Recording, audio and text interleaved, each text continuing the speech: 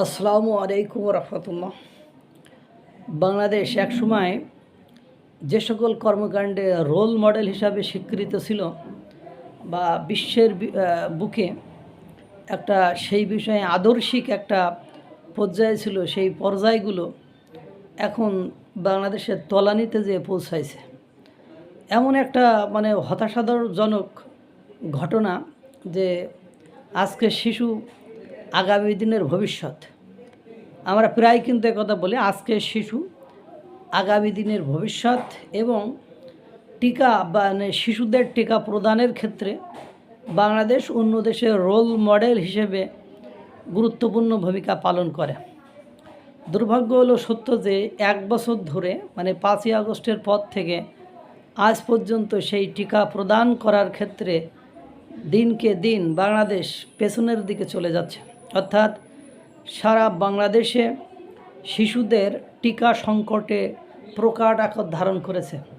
দিনের পর দিন যেসব যক্ষ্মা সহ বিভিন্ন মারাত্মক রোগের টিকা সরকার আগে ফ্রিতে প্রোভাইড করত, সেই টিকাগুলোর জন্য দিনের পর দিন এই শিশুদের, বর্তমান সময়ে শিশুদের পিতামাতারা একের পর এক হাসপাতালে, বিভিন্ন টিকা কেন্দ্রে, স্বাস্থ্যকেন্দ্রে ঘুরে ঘুরে বেড়াচ্ছে। কিন্তু দুর্ভাগ্য হলো সত্য যে তারা সেই টিকা সরবরাহ করতে পারছে না।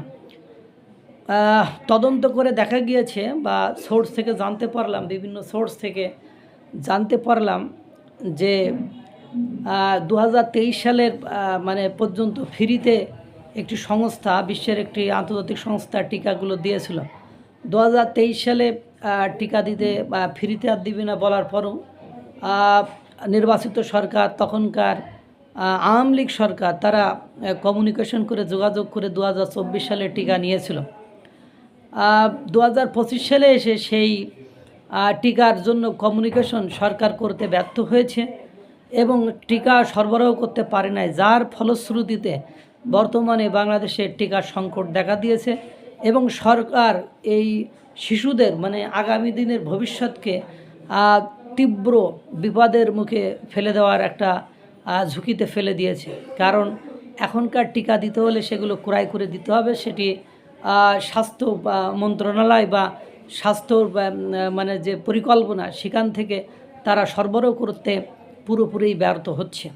পাশাপাশি আপনারা জানেন যে তারা কারণ হিসাবে দেখিয়েছে যে যানবাহন খরচ বেশি হয়, বাবার যানবাহনে করে পাঠানো সম্ভব নয়, এজন্য তারা একসাথে পাঠাবে, এই জন্য নাকি তারা দেরি করছে। কিন্তু দুর্ভাগ্য হলো সত্য যে এটা কিন্তু সত্য নয়। সত্য হলো শিশুদের যে মারাত্মক যক্ষ্মার মতো ভয়ানক রোগের থেকে রক্ষার জন্য যে টিকাগুলো সরবরাহ করা হয়, সেই টিকাগুলোর বাংলাদেশের এখন সংকট শুরু হয়েছে।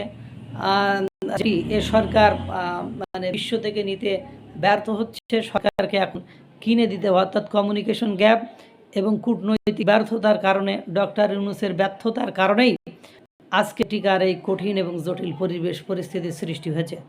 কয়েকদিন আগে আমি আপনাদেরকে একটা রিপোর্ট করেছিলাম, শুভদিন সার নিয়ে, সার ছাড়াই জমি চাষ করতে হবে, একটা রিপোর্ট এরকম করছিলাম। কারণ আশুগঞ্জের ইউরিয়া সার কোম্পানি, সেটা গত 1 বছর ধরে 8 মাস ধরে বন্ধ। সেখানে গ্যাস সংকটের কারণে বন্ধ রাখা হয়েছে।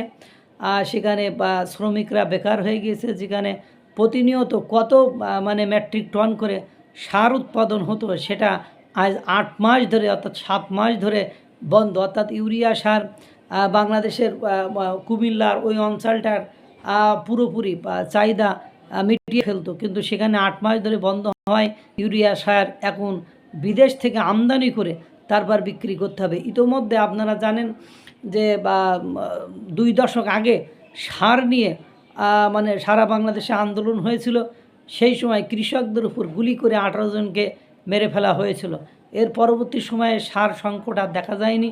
যে কোনো পলিসিতে নির্বাচিত যে সরকার ছিল, সে সারের সংকটটিকে সমাধানে রেখেছিল বা কৃষকের প্রাণ সেই সার সরবরাহ করেছিল। দুর্ভাগ্য হলো সত্য যে আশুগঞ্জ সার কারখানা বন্ধ, বিদেশ থেকে আমদানি করতে হবে এবং বর্তমান সময়ে রংপুরের অঞ্চলে দেখা গেছে সারের জন্য রাস্তায় কৃষকরা আন্দোলন করেছে এবং সার মিলা বড় দুষ্কার হয়ে গেছে। যদিও সার পাওয়া যাচ্ছে কিন্তু সেই সারের মূল্য খুব চড়াও দামে বিক্রি করছে। সুতরাং সারের তীব্র সংকট শুরু হয়েছে। বিদেশ থেকে আমদানির ক্ষেত্রে ব্যাপক সংকট শুরু হয়েছে, ব্যাপক অনিয়ম শুরু হয়েছে। যদিও সার পাওয়া যাচ্ছে বা মিলছে, সেটা কৃষকদের চড়াও দামে কিনতে হচ্ছে। চড়াও দামে কেনা মানে কৃষকের পণ্যদ্রব্যের মূল্য বৃদ্ধি পাবে। ইতিমধ্যে আপনারা জানেন যে গ্যাসের মূল্য বৃদ্ধি করতে চেয়েছে, যেটা বৃদ্ধি হলে সারের মূল্য বৃদ্ধি পাবে।